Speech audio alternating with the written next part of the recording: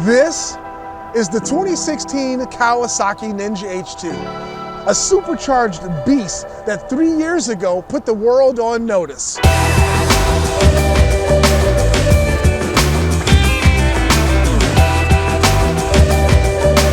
Clutchless downshifting is fantastic on this machine.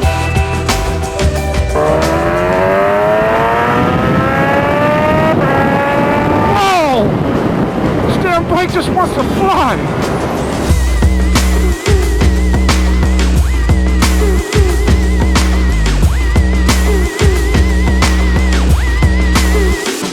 Today, I'm going to tell you all about this bike's interesting quirks and features, and then I'm going to put it on the road. And at the end of the video, I'm going to give it a 650 Eve score. Now, I borrowed this bike from one of my biggest fans in the filthy Cleveland area, who's known for putting the smackdown on mini bikes. Click the link above for a playlist from our H2 videos. But let's get started. Let's talk about the quirks and features of the Ninja H2, starting at the front with the fake air intake on the right-hand side. If you see here, this is actually plastic, and on the left-hand side, it's a functional air intake. Now, on the Ninja H2R, which costs twice as much as this motorcycle at $52,000, both sides are functional air intakes. But I guess Kawasaki figured, if you peasants can't afford the Ninja H2R, you don't deserve an extra air intake. Moving on to another interesting quirk on the motorcycle is the missing numbers on the tachometer. If you see here, certain numbers are missing on the Ninja H2 tachometer.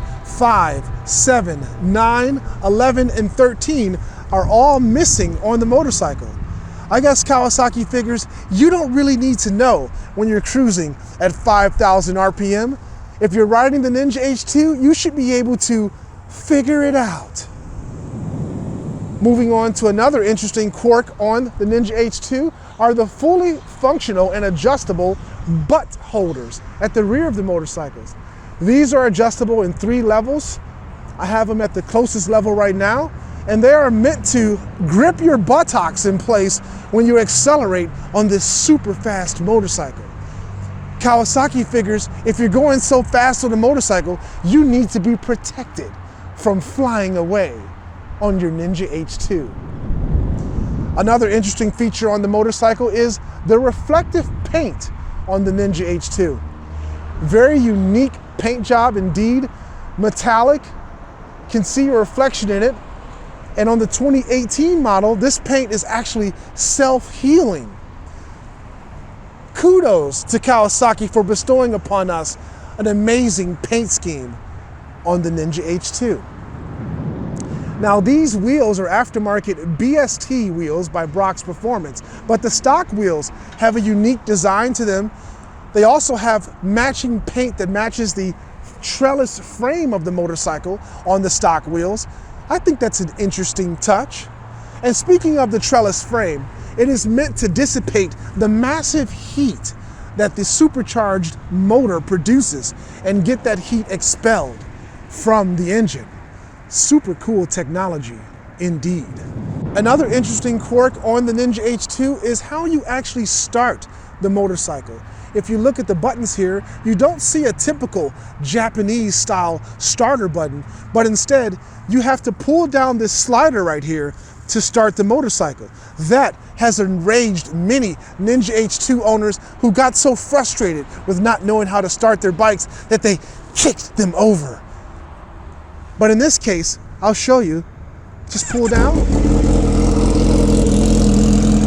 and the motorcycle starts up just fine. Another interesting feature on the Ninja H2 is its single-sided swing arm, which allows you to see the full rear wheel on the motorcycle. Makes it more unique and definitely more exotic. Very cool feature. Another interesting feature on the Ninja H2 are these industrial strength fold-away mirrors on the motorcycle that are held in place very rigidly on the bike. Because I guess When you're going at supersonic speeds on the motorcycle, you don't want your mirrors flying off. Another interesting feature on the Ninja H2 is its full Brembo braking system with M50 calipers and a Brembo master cylinder. One of the first times a Japanese motorcycle has had a complete Brembo braking system. And that's going to wrap it up for the quirks and features on the Ninja H2. Now we're going to put it on the road and see how it fares up.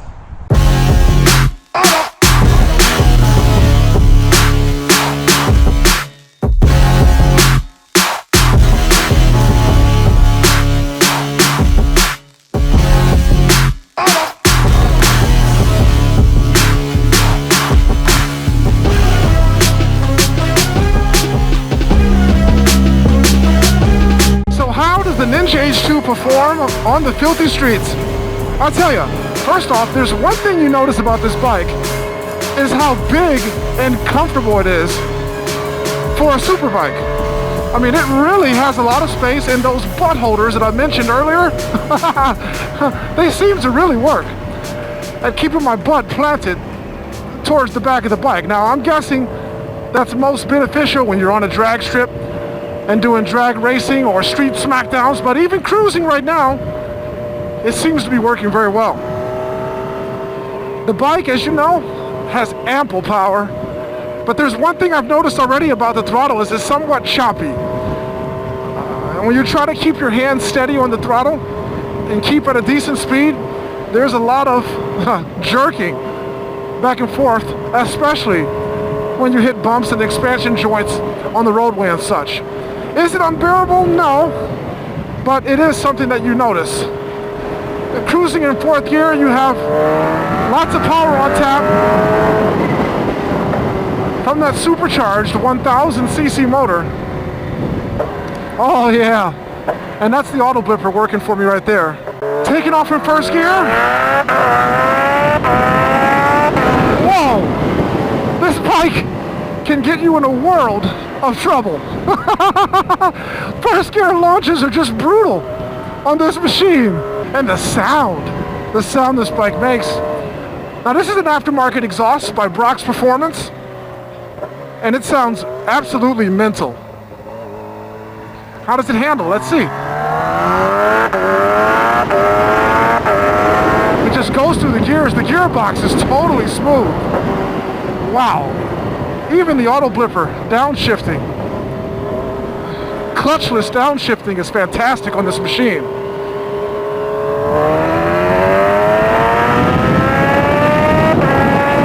Whoa!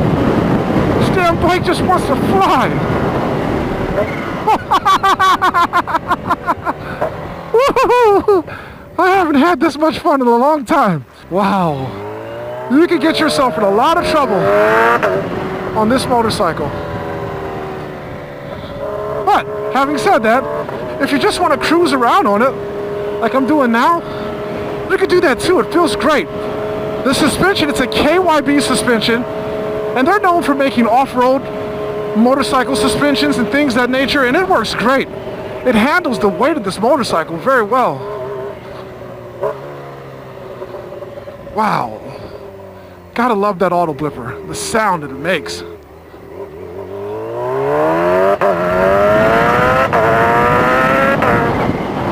Wow. I find myself just trying to restrain myself from going absolutely bonkers on these roads. What an amazing motorcycle. I can't wait to give this bike an Eve score, because I'm telling you, it's really checking all the boxes for full enjoyment. Wow. Handles those bumps really nicely. The gauges, in the daylight at least, they're very clear. A tachometer, easy to read. Those missing numbers I told you about earlier, it's not really a problem. I can see right now that I'm cruising at about 4,500 RPM. Hey, doggy. I guess the number 5 is missing. Yeah, it goes from 4 to 6. But that's okay. Because of all the fun you're having on the motorcycle, you're not going to miss having a few numbers missing on your gauges. Upshifting on the bike, super smooth as well. I haven't had so much fun on a motorcycle in a long time. Third gear. The brakes are exceptional. There's no pulsating. There's nothing, there's no drama. Those Brembo M50 calipers up front, the Brembo full braking system with the Brembo master cylinder works great on this machine. It definitely brings this big boy down to a stop with no drama. Handles great, it's very comfortable, massive power, loads of technology. What more can you ask for on a motorcycle? Brilliant paint. And this particular model is laden with carbon fiber everywhere. I think this bike's going to score very well. So we put the bike on the road, we talked about its quirks and features, and now it's time to give this bike a 650 EVE score. Starting with styling. The bike looks totally amazing and futuristic.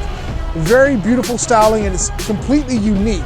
You don't really see anything else like it on the road. So for styling, I give it a 9. For handling, the bike is extremely big and heavy, yet it handles like a bike half its size. The bike handles very well thanks to its KYB suspension, single-sided swing arm. So for handling, I give it a 7. For fuel economy, the bike sucks on fuel economy. It uses a lot of fuel. There's no way in heck you're gonna just toot around town and cruise on the motorcycle. So for fuel economy, I give it a 5. For value, the motorcycle costs $25,000 US. But you get a lot for that price, including a supercharged engine, full Brembo braking system, quick shifter, auto blipper, unique styling, unique paint. So for value, I give it a 7. So that's the total for the overall experience on the Ninja H2. I think it scored very well. This is the very first 650 EVE review on one of these motorcycles. So we'll definitely have to see how the Ninja H2 scores compared to other motorcycles moving forward. But this is an amazing bike. I enjoyed riding it today greatly. I think Kawasaki did a great job on this motorcycle, and I'm definitely looking forward to what the future holds for supercharged and even turbocharged motorcycles. I think Kawasaki put the other manufacturers on notice, and I think they're listening. So this might push the envelope for what other motorcycle brands will do moving forward. All right, if you're new to my channel, hit the subscribe button. If you're already a subscriber, tap that bell so you can be notified when I upload new content. So that's gonna wrap it up for one of the first 650 EVE reviews on these amazing motorcycles. I thank you guys so much for viewing the video. Stay tuned for much more content coming on the 650 EVE YouTube channel. Smackdowns, track days, meetups, reviews, all sorts of awesome content is in the works for the channel. You guys take care.